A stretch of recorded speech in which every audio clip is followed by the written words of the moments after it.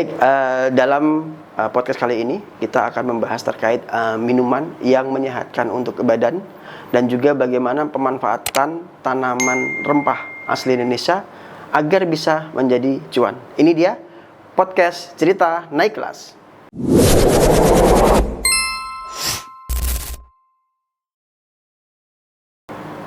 Baik, kali ini di studio Hub UMK Jakarta sudah kedatangan tamu yang spesial. Selamat datang Ibu Haryani.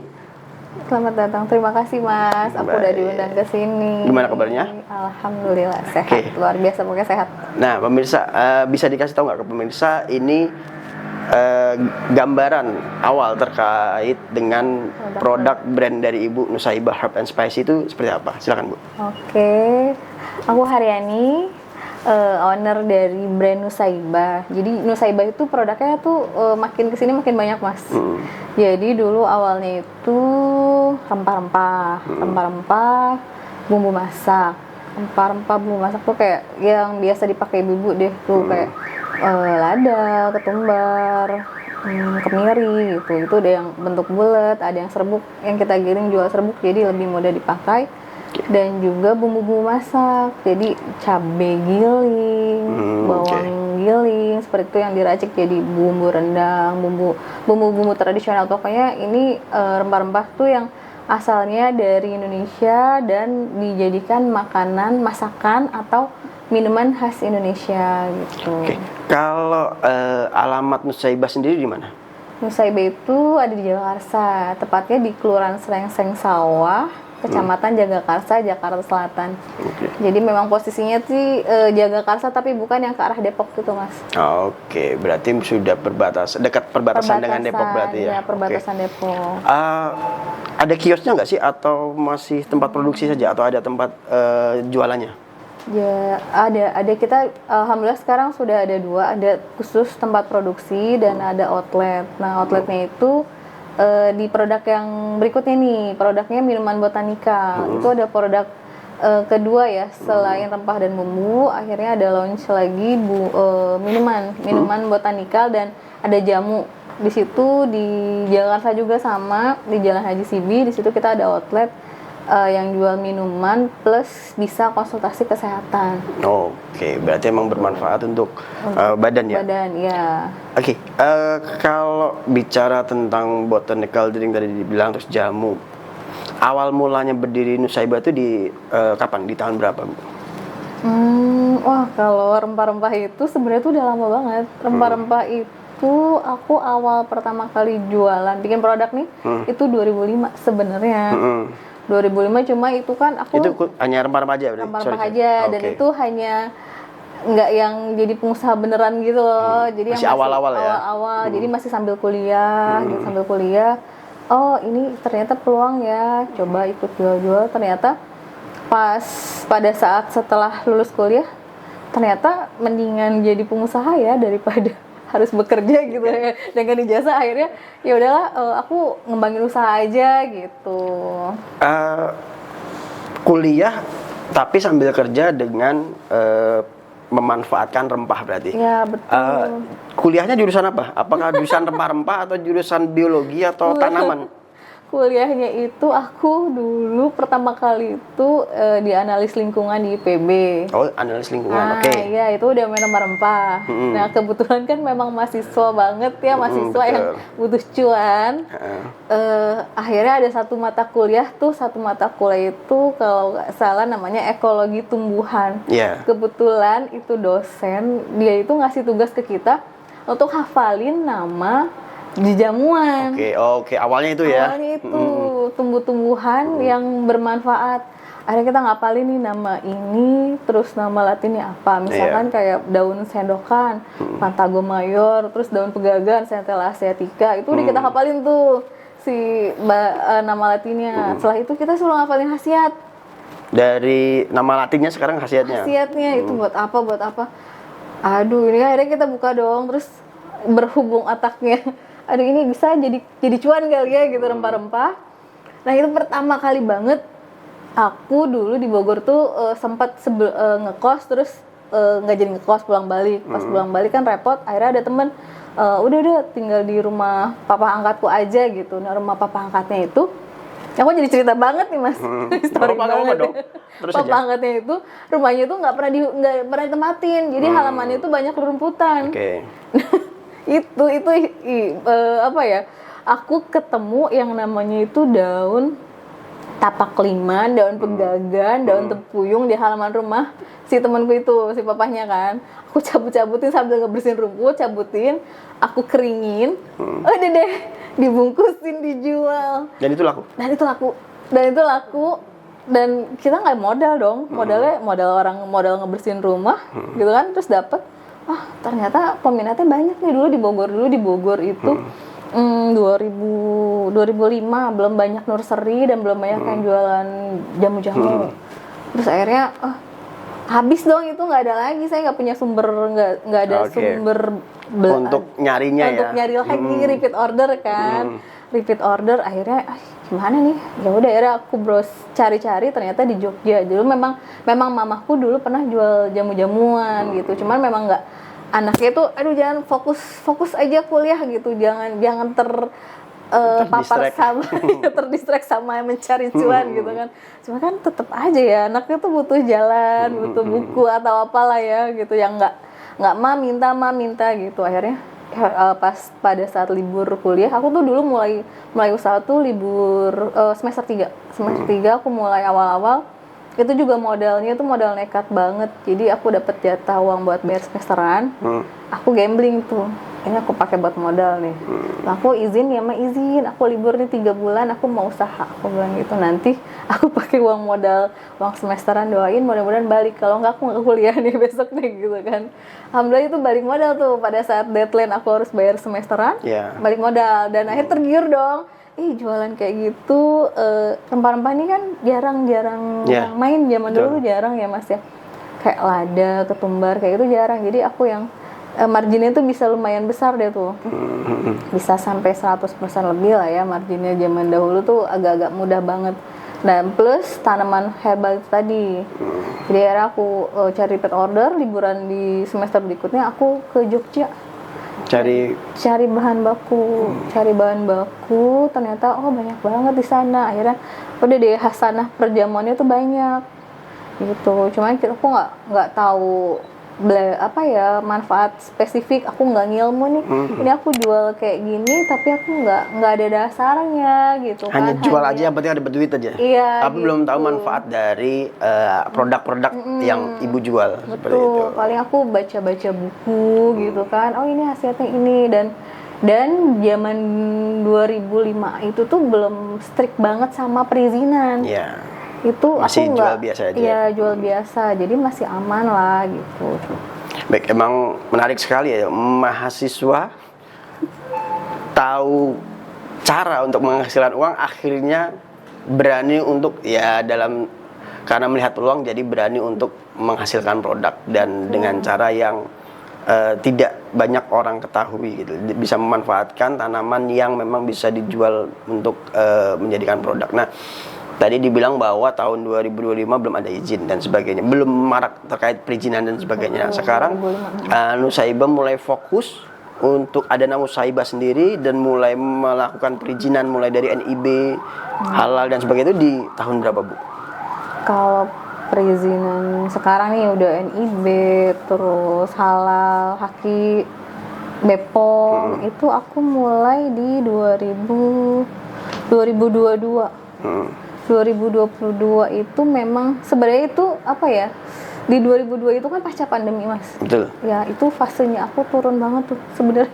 Jadi itu kayak titik balik di masa yang dulu aku jualan terus kebutuhan gak banyak tapi margin bisa banyak. Itu kan cuan banget. Tapi pada saat pasca pandemi itu terdampak lah ya, terdampak banget. Terus omset tuh turun, terus jualan juga perizinan selalu ditanya kalau kita apply ke toko izinnya ada apa gitu, udah ada Bepomnya belum, ada ini. Akhirnya ya di jamu-jamu itu aku nggak jualan tuh.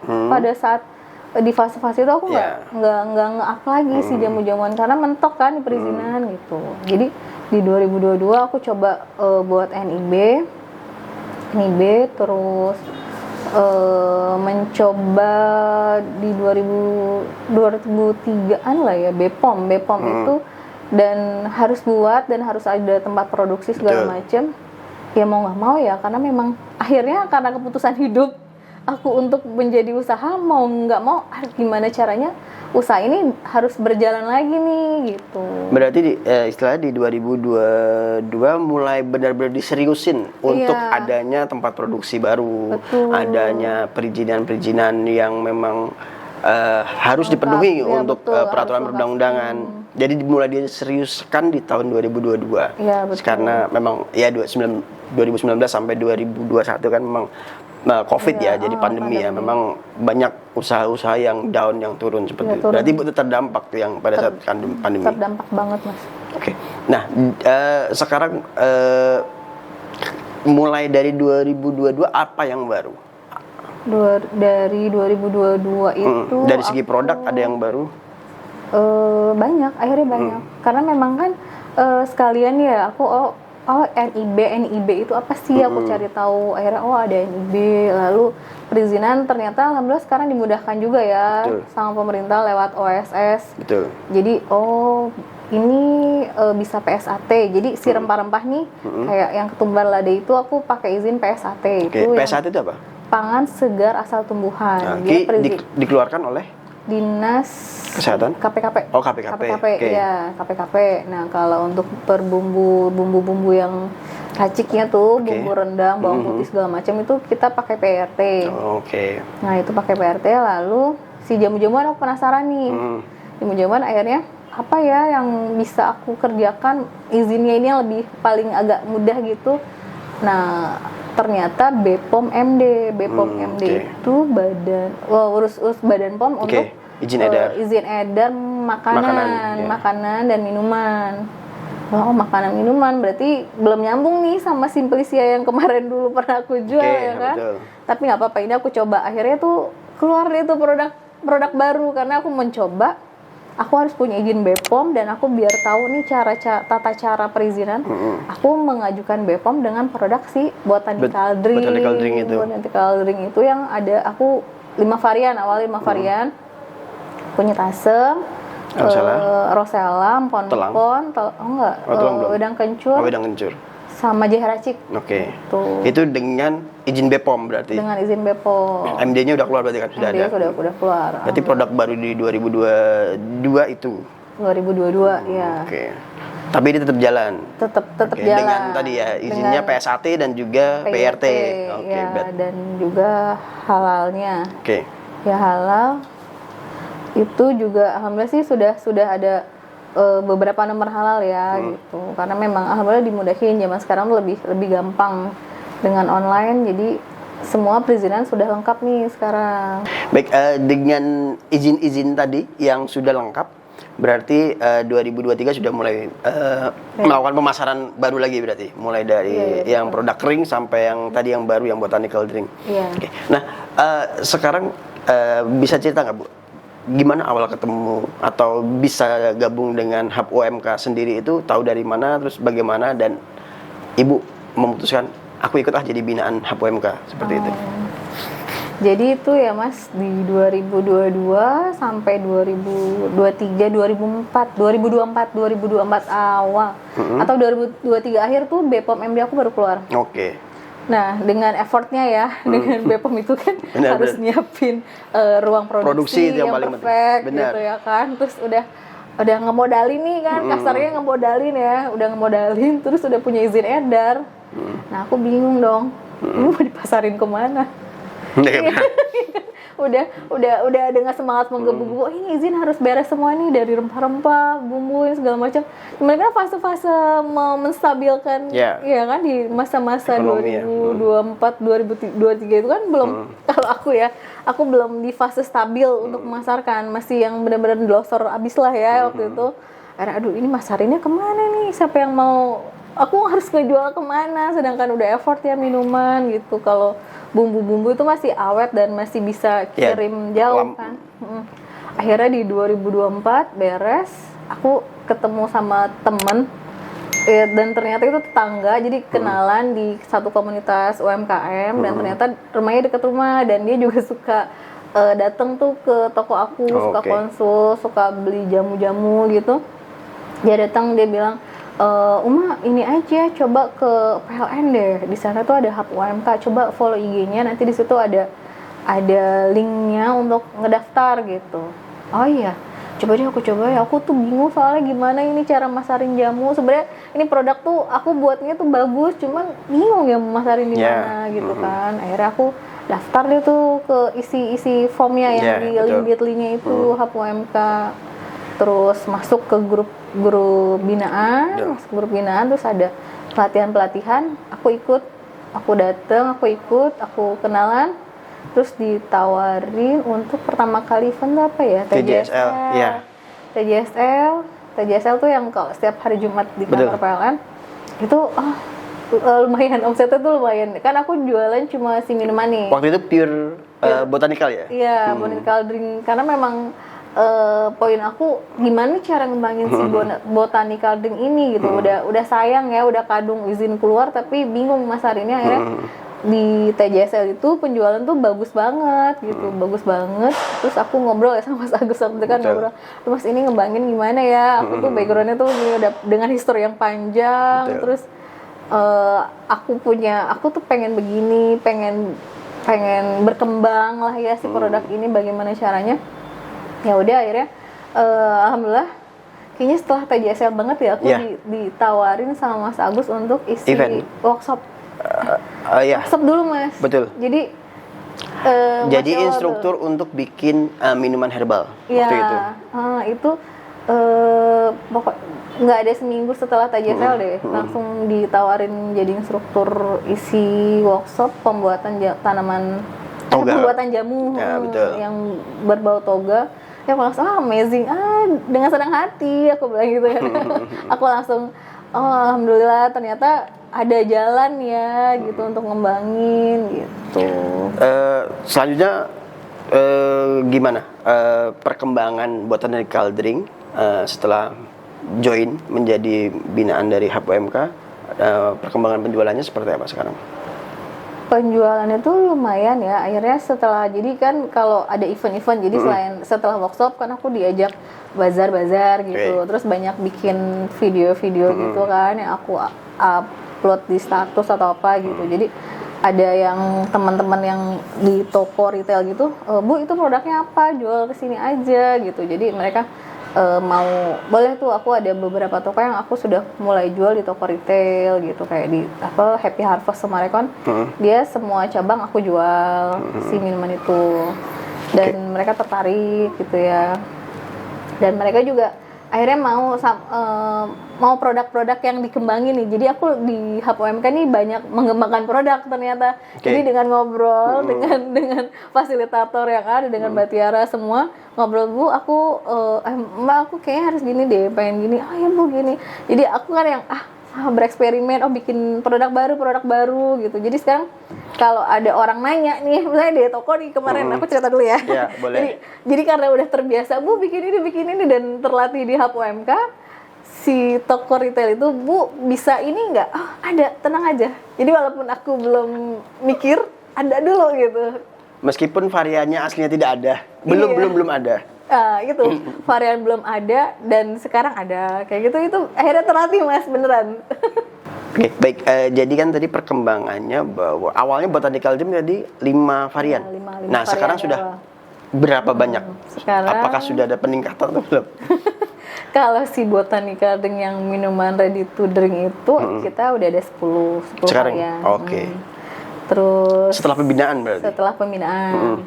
Dan dengan kemarin yang aku Sri Kandi. Jadi ada, alhamdulillah aku dikasih kesempatan untuk pemberdayaan masyarakat ya, pemberdayaan masyarakat perempuan untuk pengembangan tanaman toga dan pemanfaatannya. Di daerah mana? Kelurahan Srengseng Sawah. Jadi daerah rumahku. Alhamdulillah dapat pembiayaan dari PLN ya untuk kegiatan itu, Sri Kandi PLN. Itu akhirnya aku juga berpikir, ini produk si pembinaan tuh udah banyak tanaman, udah ada yang beberapa yang kasih ke aku gitu kan. Nah, ini kita kita juga belum mulai jualan ya kan. Setelah yang zaman dulu aku belum mulai jualan lagi nih si Simplicia tanaman obat ini.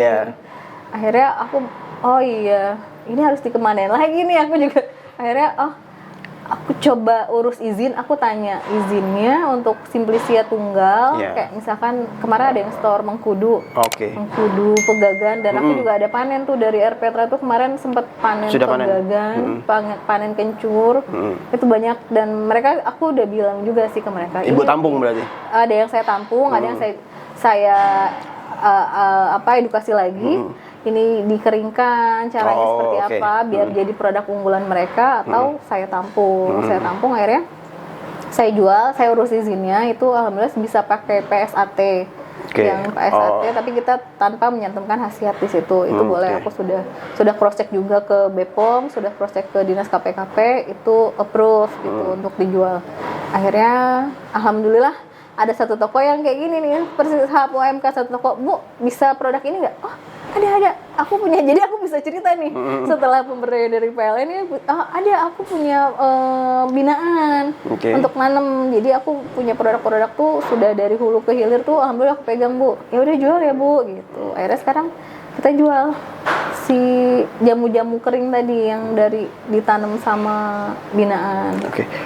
Menarik tadi Ibu bilang bahwa pelibatan atau pemberdayaan terhadap masyarakat sekitar. Bisa Ibu lebih detailkan lagi nggak? Pemberdayaan seperti apa, program apa yang Ibu punya sehingga PLN membiayai Ibu untuk pemberdayaan masyarakat? Itu programnya, jadi masih lingkup di kelurahan ya, khususnya sih masih di RW sekitar tempat aku tinggal, jadi aku bina ke para ibu-ibu yang kiranya kayak ibu-ibu dasawisma atau ibu-ibu yang aktif di masyarakat, atau memang dia ibu tunggal yang butuh penghasilan seperti itu. Jadi aku bilang, Bu, bisa tanam di halaman tanaman toga, entah itu bunga telang, bunga rosella, atau umbi-umbian kayak kunyit, jahe kayak gitu, atau memang sudah ada pohon yang udah ada kayak pohon mengkudu itu kan tumbuhnya lama ya. Betul. Jadi itu buahnya bisa Bu dipanen, ditampung, nanti dijual ke saya gitu. Lalu program yang didanai PLN itu bentuknya seperti apa? Kemarin itu kita ada untuk binaan ke masyarakat. Kita nge-hire mereka untuk workshop edukasi tentang tanaman. Jadi gini, jadi terkait dengan program pemerintah kayaknya itu kan program pemerintah kan disarankan untuk menanam 5 toga, 5 tanaman toga di halaman rumah. Jadi aku mikir warga tuh ngapain gitu disuruh nanam tapi mereka nggak diedukasi manfaatnya gitu kan. Ketika sudah panen mau diapakan nggak tahu. Setelah panen diapakan, atau ini harus bagaimana dikembangkannya, atau manfaatinnya bagaimana untuk apa gitu kan. Akhirnya aku terbersit di situ, kita harus mengedukasi warga nih, kalau misalkan kunyit itu bisa loh Bu buat antibiotik gitu ya kan. Jadi aku mengedukasi itu, edukasi manfaat, terus cara pembuatannya, lalu kalau memang mau dijadikan satu produk bisa ada nilai jualnya seperti itu.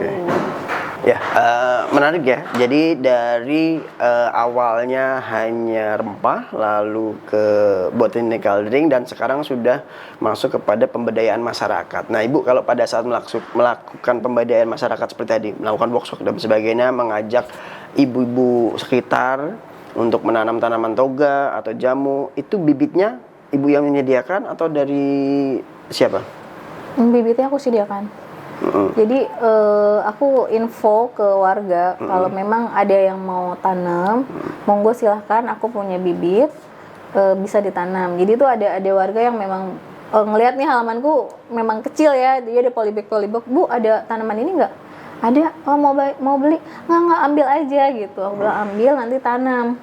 Jadi itu lucu, ada satu ibu-ibu yang minta daun dewa, tanaman daun dewa. Dia daun dewa. Dia bilang, Bu itu ada daun dewa, dulu saya pernah buat ngobatin suami saya tuh sembuh sakit apa ya gitu dulu. Dia cerita, oh ya udah ditanamlah sama dia, dan dia sounding tuh ke tetangganya, ada yang sakit dikasih sama dia. Akhirnya pohon itu udah besar pohon awalnya mau dibalikin lagi ke saya. Udah Bu, nggak usah, dibanyakin aja, nanti juga bermanfaat buat tetangga, keluarga, itu aku udah senang. Aku bilang gitu. Kalau memang mau dijadiin produk dijual, daun dewa juga keringnya tuh mahal ya, lumayan. Gitu aku bilang ke si ibunya gitu. Jadi alhamdulillah si ibu itu juga memang ibu tunggal, kebetulan ibu tunggal, suaminya meninggal udah lama. Dulu diabetes luka yang parah gitu. Dikasih daun dewa tuh kering. Cuman memang mungkin kadar gula darahnya terlalu tinggi kali ya. Kodarullah sudah nggak ada gitu.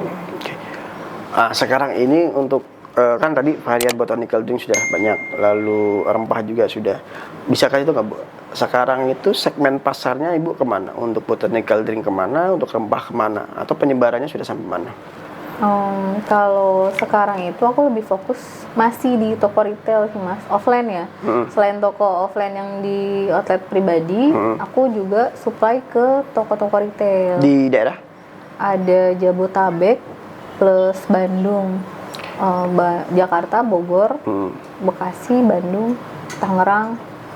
Itu kalau luar kota sih aku belum lagi. Dulu aku sempat pernah keluar kota, tapi memang kendalanya di ongkos kirim. Dan sekarang kita nggak tahu ya di luar kota tuh, maksudnya toko-toko retail tuh masih peminatannya masih minat nggak ya gitu. Karena memang sudah banyak juga yang bermain di perbumbuan, rempah-rempah seperti ini.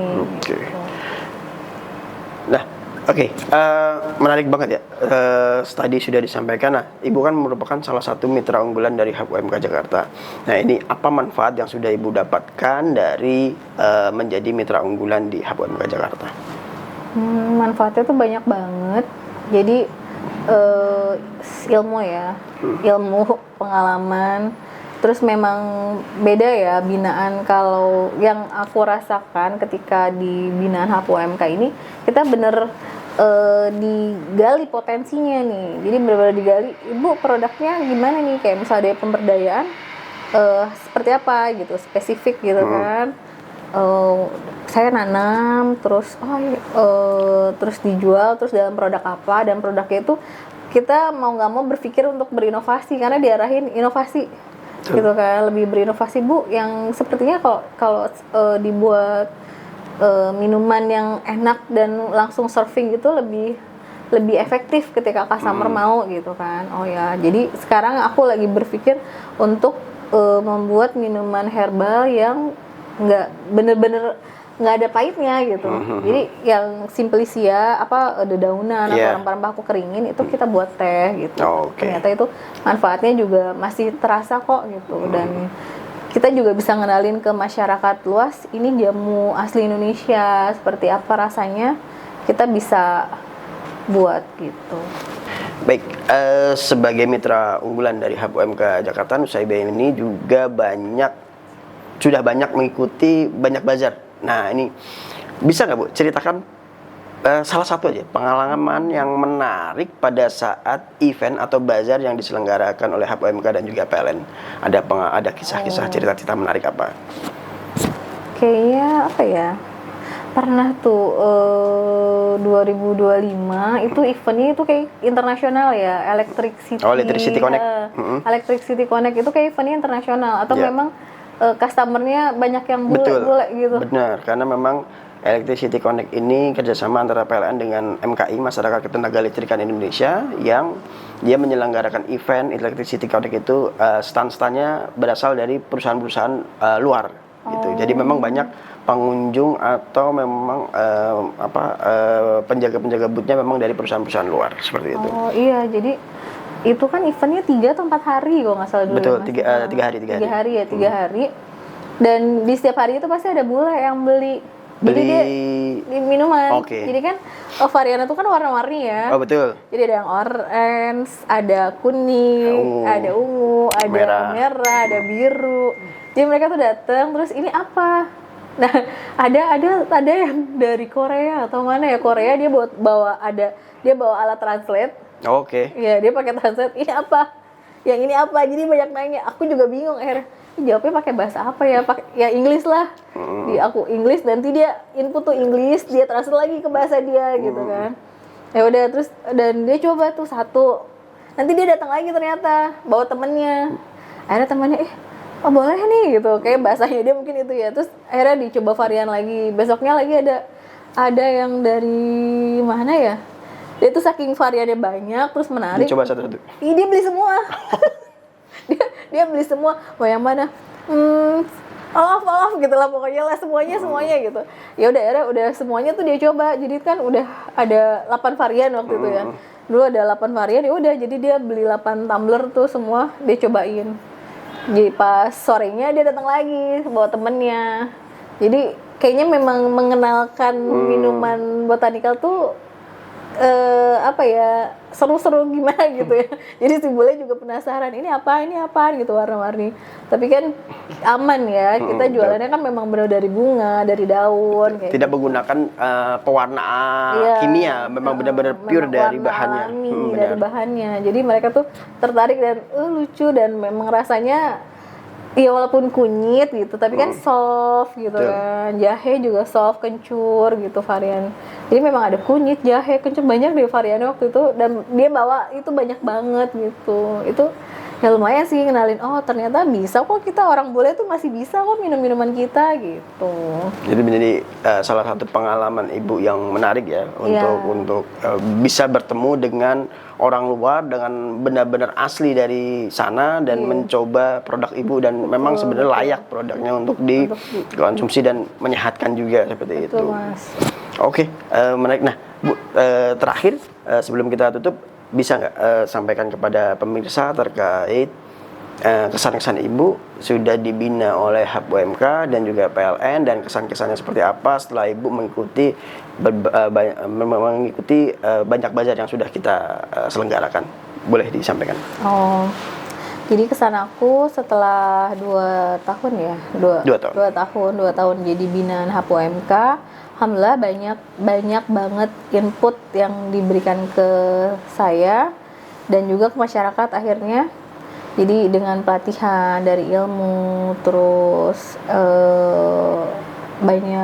pokoknya banyak lah ya.